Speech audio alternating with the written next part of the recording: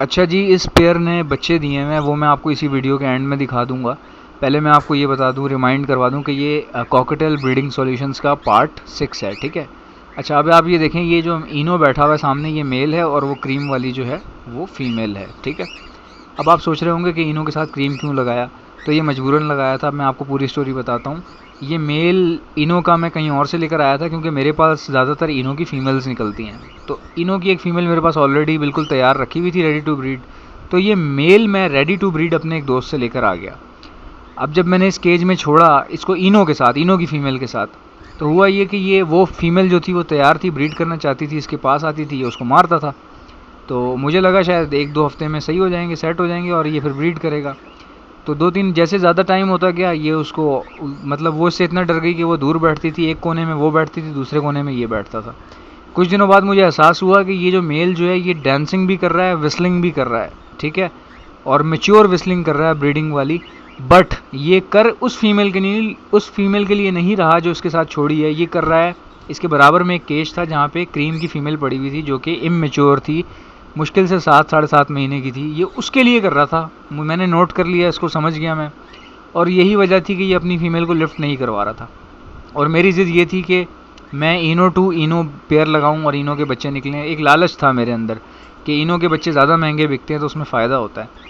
तो फिर मैंने देखा, लालच अपना तोड़ा। ज़ाहिर है कि इस तरह टाइम भी ज़ाया होता, और दूसरी बात ये जुल्म भी है कि जब वो, क्योंकि वो फीमेल जो थी वो फ्री पड़ी हुई थी, ये क्रीम वाली ना, ये भी ऐसी पड़ी हुई थी, पेयर वेयर नहीं था, एक्स्ट्रा पड़ी हुई थी ये।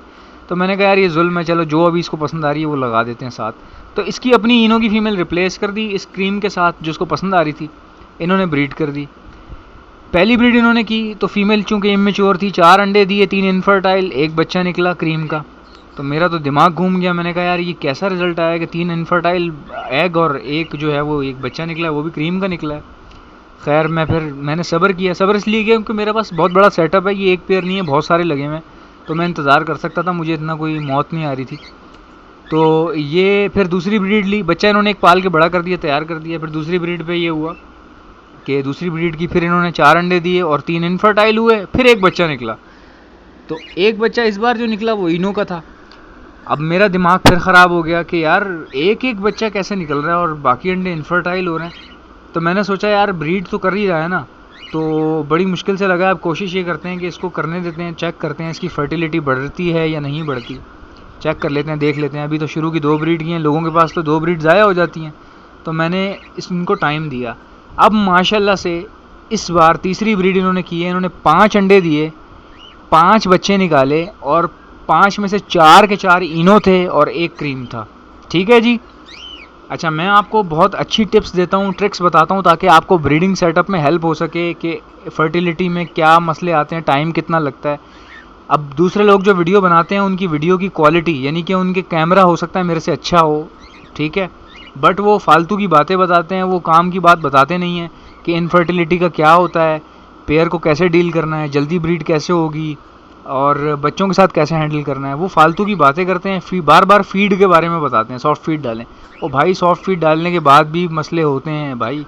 अच्छा, अब ये इनके बच्चे देख लें आप, मैं आपको इनके बच्चे दिखा दूँ बॉक्स में। तो मेरा जो कंटेंट है ना वो सारा बातों का कंटेंट है, वीडियो तो मैं ऐसी बना लेता हूँ, मेरी तो इन्फॉर्मेशन बहुत देता हूँ बातों में मैं, तो लोग इसलिए पसंद करने लगे हैं। अब काफ़ी मुझे मैसेजेस भी आते हैं इंडिया से और बांग्लादेश से। अच्छा, ये देख लें, ये बच्चे हैं इनके 2, ठीक है। इस बार जो निकले हैं, इस बार यानी कि चौथी बार जो निकले हैं वो ये 2 बच्चे निकले हैं, और दोनों के दोनों ये क्रीम के निकले हैं, ठीक है। इसके साथ 2 और बच्चे थे, एक इनो का था और एक और क्रीम का था, यानी 4 बच्चे थे, वो मैंने रिप्लेस कर दिए थे। छोटे थे वो ज़्यादा, तो वो उस पेयर के साथ डाल दिए जिसके पास इस साइज़ के बच्चे थे, तो ये 2 रह गए। अब आपको बता रहा हूँ गर्मी बहुत है, मैं सॉफ्ट फीड तो डालता नहीं हूँ, मैं ज़्यादा परिंदों को पता नहीं लिफ्ट नहीं करा पाता अपने। अब आप देख रहे हैं कि कैसी हालत हो रही है इनकी, और अब मैं इनको आज हैंड फीड पे उठा रहा हूँ, क्योंकि इतना टेम्परेचर हाई है, इतना हाई है कि आप सोच भी नहीं सकते। और मैंने इनको बिल्कुल सही टाइम पे महसूस कर लिया अपने पेयर को कि ये इनको अच्छे से फीड नहीं करवा रहा, क्योंकि मैं, ज़ाहिर है मैं ख़ुद जुल्म कर रहा हूँ, इसकी वजह मैं ख़ुद हूँ। कॉकटेल को अगर आप पालक डालेंगे, सलाद पत्ता डालेंगे, हरियाली डालेंगे, तो ज़ाहिर है वो अच्छी फ़ीड करवाएगा। भुट्टा वगैरह नरम ग़िज़ा अगर आप डालेंगे, चने भिगो के डालेंगे तो वो फ़ीड कराएगा। अब मेरा सेटअप इतना बड़ा है भाई, मैं अफोर्ड नहीं कर सकता कि मैं कहाँ से, और मेरे कॉकटेल इतने भूखे नंगे हैं ना कि इनको अगर मैं 1 किलो डाल दूँ, 2 किलो चने डाल दूँ तो ये एक दिन में खा जाएंगे सारे के सारे, यानी कि इनकी भूख का कोई आलम नहीं है। तो ये इतने भूखे हैं मेरे, इतने भूखे नंगे कॉकटेल हैं मेरे, और मैं अफोर्ड नहीं कर सकता, सीधी सी बात है। तो मैंने अभी क्या किया कि ये बच्चे मैं आज निकालूंगा इनको बाहर, और इनमें से एक जो छोटा वाला जो बच्चा है, इस साइज़ के बच्चे आप लोग कोशिश करें कि ना निकाला करें।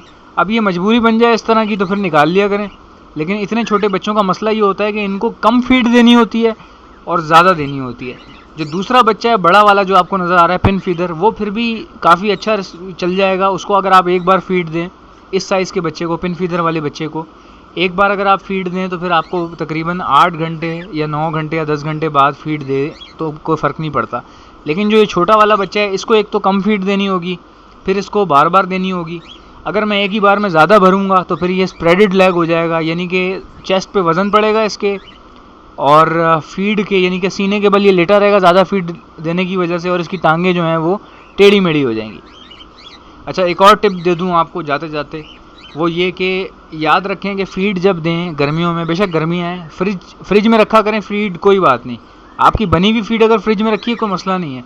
जब आपने देनी है आप उसको तकरीबन कोई 20 या आधा घंटा पहले जो है निकाल के रख दें बाहर, और उसको एक बार हिला के रख दें ताकि वो उसके अंदर की जो ठंडक है वो ख़त्म हो जाए, और आधे घंटे में वो थोड़ी इतनी गर्म हो जाए कि आप इनको दे सकें। अगर आपने ठंडी भर दी तो फिर इनकी टांगें टेढ़ी हो जाएंगी, लकवा भी हो सकता है। खुदा